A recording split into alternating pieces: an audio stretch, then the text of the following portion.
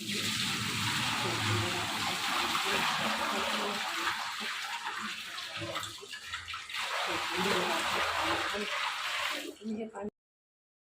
Friends, welcome to मेजवानी show. तर आज आपण माठ कसा तयार करायचा ते बघणार आहोत।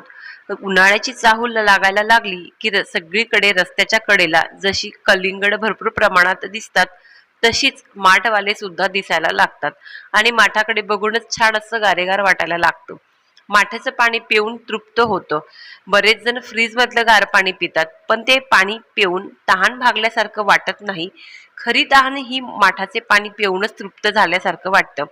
छान असे गारगार माठाचं पाणी पिऊन तृप्त होतं। फ्रीज मधलं पाणी क्षणिक आणि शरीराला थंडावा देते, पण माठाची सर ही फ्रीजला येत नाही। माठातलं पाणी हे नैसर्गिकरित्या थंड झालेलं असतं। त्यामध्ये मातीचे गुणधर्म उतरलेले असतात, त्यामुळे माठातले पाणी पिणे कधीही उत्तम, मन आणि पोटाला तृप्त करतं। पण हा माठ सीझन कसा करायचा तेच आपल्याला माहित नसते। बऱ्याचदा काय होतं ना, नवीन माठ आणला, त्यातलं पाणी प्यायला सुरुवात केली की माटकत चव त्यामधून येते।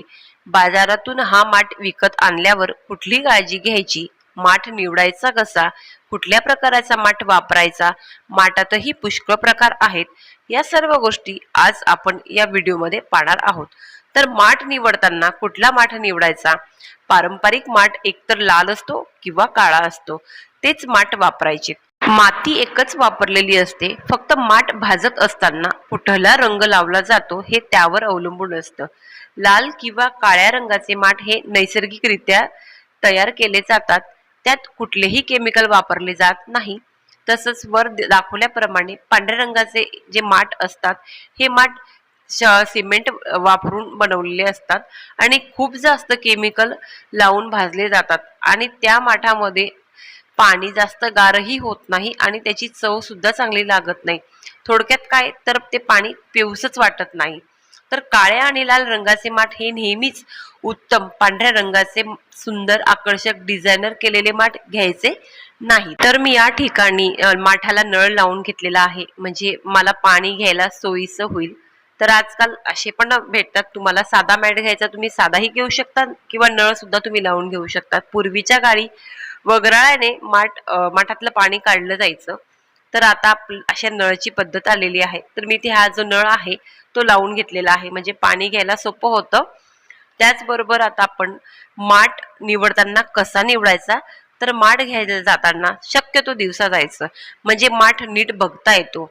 उन्हामध्ये माठ असा उचलून वर करून मधून बघायचा, कुठे छिद्र नाहीये ना किंवा चिर तर नाहीये ते बघायचं, म्हणजे उन्हात बघितलं तर लगेच ऊन जे आहे ते आपल्याला त्या छिद्रमधून आपल्याला लगेच दिसतं। आणि माठ वाजवून बघायचा, जर खणखण असा आवाज आला की माठ चांगला आहे, छान भाजला गेलेला आहे, आणि धबधब आवाज आला की असं समजायचं एक तर त्याला छिद्र असू शकतं किंवा चीर गेलेली असू शकते, किंवा माठ जो आहे तो चांगला भाजला गेला नाहीये। हे चांगला माठ ओळखण्याची खरी खूण आहे। माठ कसा तयार करायचा? मातीचा माठ असल्यामुळे सुरुवातीला 2 ते 3 दिवस माठकट वास येतो, तो कसा घालवायचा ते बघणार आहोत। पहिल्यांदा माठ आपण धुवून घेणार आहोत, पण माठ धुवत असताना कधीही साबण लावायचा नाही। हा मातीचा आहे, त्याला छिद्रे असतात, तो पोर्स असतो आणि तो शोषून घेत असतो, त्यामुळे साबण लावायचा नाही। प्लेन घसणीने, खरखरीत घसणी आपल्याला वापरायची आहे। तर इथे सर्वात आधी आपण माठ जो आहे आतून बाहेरून स्वच्छ पाण्याने धुवून घ्यायचा आहे। 2-3 वेळेला माठ धुवून घेतल्यानंतर इथे आपण घसणी घेतलेली आहे।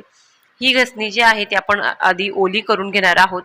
घसणी ओली करून झाल्यानंतर 2 ते 3 चमचे मीठ आपण इथे टाकून घेणार आहोत। माठ आपल्याला हा जो आहे तो छान घासून घ्यायचा आहे। मीठ टाकून घेतल्यामुळे आपला जो माठ आहे त्यातला येणारा वास जो आहे तो थोड्याफार प्रमाणामध्ये कमी होतो, त्यामुळे या ठिकाणी आपण मीठ टाकून माठ धुवून घेणार आहोत। असं केल्याने आपल्या माठाचे जे छिद्रे आहेत ते बंद होत नाहीत आणि माठाचा वास कमी व्हायला मदत होते। एकदम वास जात नाही, तो हळूहळू जातो, पण माठ जो आहे तो वास जो आहे तो कमी होण्यास मदत होते। तर या ठिकाणी आपण जी घसणी वापरलेली आहे ही रखरखीत वापरली आहे, तुम्ही हवं तर नारळाचे जे पिष्टे असतात त्याने तुम्ही माठ हा घासून घेऊ शकतात. आतून बाहेरून छान आपल्याला माठ जो आहे तो घासून घ्यायचा आहे. तर तुम्ही ते पाहू शकता, मी छान असा माठ इथे घासून घेतला आहे. अगदी वरची बाजू सुद्धा घसल्याने छान असं आपल्याला तो घासून घ्यायचा आहे. या ठिकाणी माठ जो आहे तो छान असा आपला घासून झालेला आहे आणि आता आपण त्याला थोडं थोडं पाणी टाकून छान असं खळखळून स्वच्छ धुवून घेणार आहोत. तर तुम्ही ते पाहू शकता, पाणी किती मातकट असं इथे मातीचं पाणी निघालेलं आहे. तर आता हा माठ जो आहे मी स्वच्छ 2 ते 3 पाण्याने खळखळून धुवून घेणार आहे. तुम्ही ते पाहू शकता, माठ असं छान धुतल्यानंतर इथे पाणी किती स्वच्छ निघालेलं आहे. म्हणजे मी जो माठ आहे तो छान असा स्वच्छ धुवून घेतलेला आहे आणि धुतल्यानंतर यामध्ये हलका सुगंध मातीचा जो वास आहे तो राहणार आहे. तर आता आपण हा जो माठ आहे आतून आणि बाहेरून छान असा धुवून घ्यायचा आहे आणि धुवून घेतल्यानंतर आता आपल्याला हा माठ जो आहे हा भरून ठेवायचा आहे. तर इथे माठ मी ते भरून घेत आहे आणि आपल्याला हा माठ भरून झाल्यानंतर 24 तास आपल्याला तो असाच भरून ठेवायचा आहे. तर तुम्ही इथे पाहू शकता, मी इथे माठ जो आहे तो भरून घेतलेला आहे आणि 24 तासासाठी स्टँडवरती आपल्याला हा माठ ठेवून घ्यायचा आहे. तर तुम्ही ते पाहू शकता, माठ आपला भरून झालेला आहे आणि आता आपण हा इथे स्टँडवरती ठेवून देणार आहोत. आणि तुम्ही तर दुसऱ्या दिवशी पाहू शकता, माठ जो आहे तो त्याच्यातलं थोडंफार पाणी जिरपलेलं आहे आणि आता आपल्याला हा माठ आपण आता यातलं पाणी जे आहे ते फेकून देणार आहोत किंवा काढून घेणार आहोत. तर तुम्ही हे पाणी बादलीत काढून घेऊ शकतात किंवा झाडांना सुद्धा घालून घेऊ शकतात. जिथे पाणी कुठे कमी असेल त्या ठिकाणी तुम्ही पाणी वाया घालवू नका. तर ते पाणी जे आहे ते तुम्ही काढून वापरून घेऊ शकतात. तर मी हे पाणी जे आहे हे टाकून देत आहे. तर इथे पाणी मी ओतून घेतलेला आहे आणि शिल्लक ठेवून, थोडं पाणी शिल्लक ठेवून माठ जो आहे तो पुन्हा एकदा छान असा खळखळून धुवून घ्यायचा आहे. तर इथे मातीचे जे काही कण राहिलेले असतील तर ते सुद्धा इथून निघून जातील. पिण्याचं पाणी भरण्यासाठी हा माठ तयार झालेला आहे. तर यामध्ये मी आरोचं पाणी भरून घेणार आहे. तर जुना माठ असेल तर तुम्ही तो त्याच्यावरती सुती कापड म्हणा किंवा गोंडपाट असेल, सुतळीचं पोतं असेल ते तुम्हाला ओलं करून माठाभोवती गुंडाळून घ्यायचं आहे. किंवा जुना माठ असेल तो तुम्ही टेरेसवरती किंवा धाब्यावरती 2 दिवस कडकडीत उन्हामध्ये ठेवून पुन्हा त्याला आणून स्वच्छ धुवून तुम्ही त्यामध्ये पाणी भरून ठेवू शकतात. म्हणजे पाणी जे आहे ते गार व्हायला मदत होते. तर इथे पाणी भरून घेतलेलं आहे.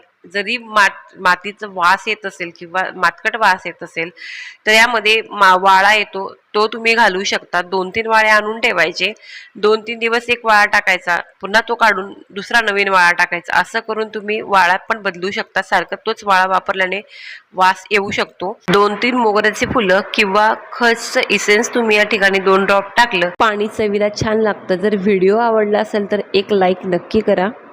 चॅनलवर नवीन असाल तर सबस्क्राईब करायला विसरू नका. नवनवीन व्हिडिओच्या अपडेटसाठी बेल आयकॉनवर प्रेस करायला विसरू नका. तर भेटूयात नवीन व्हिडिओ सोबत. तोपर्यंत बाय बाय.